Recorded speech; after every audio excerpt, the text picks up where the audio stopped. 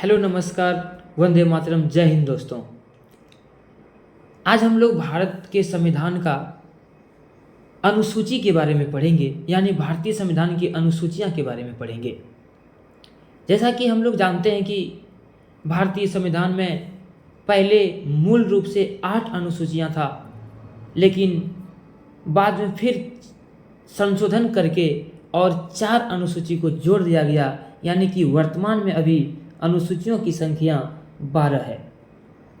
तो आइए हम लोग जानते हैं एक एक करके 12 अनुसूची जो है उसके बारे में हम लोग एक एक करके जानेंगे। इससे पहले हम लोग भारत का संविधान सभा तथा भारतीय संविधान के स्रोत के बारे में जान चुके हैं पार्ट 1 में। आज हम लोग पार्ट 2 भारतीय संविधान की अनुसूचियाँ के बारे में पढ़ेंगे।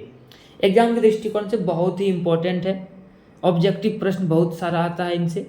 तो आइए हम लोग जानते हैं भारतीय संविधान की अनुसूचियाँ के बारे में। तो सबसे पहला अनुसूची में कहता है कि संघ एवं राज्यों का उल्लेख है, यानी कि भारत के संघ और राज्यों का जो उल्लेख मिलता है वो प्रथम अनुसूची में। यदि प्रश्न आता है कि संघ एवं राज्यों का उल्लेख किस अनुसूची में मिलता है, तो पहला अनुसूची यानी प्रथम अनुसूची में। दूसरा है दूसरी अनुसूची में पदाधिकारियों के वेतन, भत्ते एवं पेंशन की बात होती है। राष्ट्रपति, उपराष्ट्रपति, राज्यपाल, इन सभी का वेतन, भत्ता तथा पेंशन का जो बात होगा वो होगा दूसरी अनुसूची में। तीसरा है तीसरी अनुसूची में शपथ ग्रहण का प्रारूप को दिखाया गया है, यानी शपथ ग्रहण का जो प्रारूप होगा वो तीसरी अनुच्छेद के तहत। अगर एग्जाम में प्रश्न आता है कि शपथ ग्रहण का प्रारूप कहाँ से लिया गया, तो तीसरी अनुसूची से लिया गया। कौन? तीसरी अनुसूची से लिया गया। चौथा अनुसूची राज्यसभा की सीटों का उल्लेख। राज्यसभा की जो सीटें का जो उल्लेख है वो चौथी अनुसूची में है। अगर प्रश्न आता है कि राज्यसभा की सीटों का उल्लेख किस अनुसूची में है, तो वो चौथी अनुसूची में राज्यसभा की सीटों का उल्लेख मिलता है, चौथी अनुसूची में। फिर 5वां अनुसूची में कहता है, ये बहुत इंपॉर्टेंट है, अनुसूचित क्षेत्रों और अनुसूचित जनजातियों के प्रशासन और नियंत्रण के बारे में। अगर प्रश्न आता है कि अनुसूचित क्षेत्रों और जनजातियों के प्रशासन और नियंत्रण के बारे में किस अनुसूची में चर्चा है, तो वो 5वीं अनुसूची में। छठवीं अनुसूची में कहता है असम, मेघालय, त्रिपुरा एवं मिजोरम राज्यों के जनजातीय क्षेत्रों के प्रशासन का प्रावधान है। प्रश्न इस प्रकार से भी आ सकता है कि असम के जनजातीय क्षेत्रों के प्रशासन का प्रावधान किस अनुसूची में, तो 6वीं अनुसूची में। प्रश्न ऐसा भी आ सकता है कि असम, मेघालय, त्रिपुरा और मिजोरम राज्यों के जनजातीय क्षेत्रों के प्रशासन का प्रावधान किस अनुसूची में है, तो 6ठी अनुसूची में। ये सबको एकदम बहुत अच्छे तरीके से दिमाग में सेट कर लेना है। नेक्स्ट है 7वीं अनुसूची, केंद्र और राज्यों के बीच शक्तियों का बंटवारा। केंद्र सरकार और राज्य सरकार के बीच जो शक्तियों का बंटवारा होता है उसका प्रावधान 7वीं अनुसूची में दिया गया है, यानी केंद्र और राज्यों के बीच शक्तियों का बंटवारा का उल्लेख 7वीं अनुसूची में आपको मिल जाएगा। संघ सूची में 100 विषय हैं, राज्य सूची में 61 विषय हैं और समवर्ती सूची में 52 विषय हैं।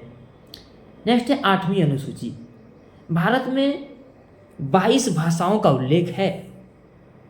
जो 22 भाषाओं का उल्लेख है वो भारत के संविधान के 8वीं अनुसूची में उल्लेख है। ये बहुत इंपॉर्टेंट क्वेश्चन, यहाँ से एक ही क्वेश्चन बनता है कि भारत की 22 भाषाओं का जो उल्लेख किस अनुसूची में है, तो 8वीं अनुसूची में भारत की 22 भाषाओं का उल्लेख मिलता है। 9वीं अनुसूची, मूल रूप से तो 8 ही अनुसूची है, लेकिन अब जो 4 अनुसूची पढ़ेंगे 9वीं, 10वीं, 11वीं और 12वीं, ये संविधान के संशोधन के तहत जोड़ा गया। और बहुत ही इम्पोर्टेंट प्रश्न बनता है कि पहला संविधान संशोधन जो हुआ था वो 1951 में हुआ था, जिसको कि 9वीं अनुसूची नाम दिया गया। इसमें राज्य के द्वारा संपत्ति के अधिग्रहण के विधियों का उल्लेख है, भूमि सुधार से संबंधित चीज़ों का भी उल्लेख आपको 9वीं अनुसूची में मिलता है। अगर प्रश्न आता है कि पहला संविधान संशोधन कब हुआ था, तो 1951 में हुआ था। नेक्स्ट है 10वां अनुसूची। इसमें दल बदल संबंधी का प्रावधान है। अगर कोई नेता अपने दल को बदल ले तो उसका जो प्रावधान दिया गया वो 10वीं अनुसूची में दिया गया, और साथ ही साथ ये 22वें संशोधन के तहत 1985 में जोड़ा गया। अगर प्रश्न आता है कि 1985 में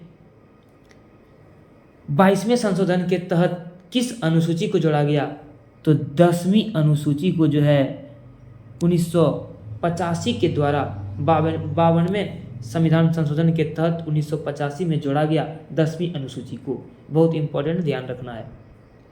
नेक्स्ट है 11वीं अनुसूची। 11वीं अनुसूची में पंचायती राज संस्थाओं का उल्लेख मिलेगा, जिसमें कि 29 विषय का उल्लेख मिलेगा। और सबसे इम्पोर्टेंट है 73वें संविधान संशोधन के द्वारा 1993 में जोड़ा गया। अगर प्रश्न आता है कि 11वीं अनुसूची किस संविधान द्वारा जोड़ा गया, तो 73वें संविधान संशोधन के द्वारा 1993 में 11वीं अनुसूची को जोड़ा गया, यानी 1993 में। और नेक्स्ट और लास्ट है 12वीं अनुसूची। 12वीं अनुसूची में नगर का चर्चा है, नगर पालिका का चर्चा है। नगरीय निकायों के 18 विषय 74वें संविधान संशोधन द्वारा 1993 में जोड़ा गया। इसको भी 1993 में ही जोड़ा गया, 74वें संविधान संशोधन के द्वारा 12वीं अनुसूची को।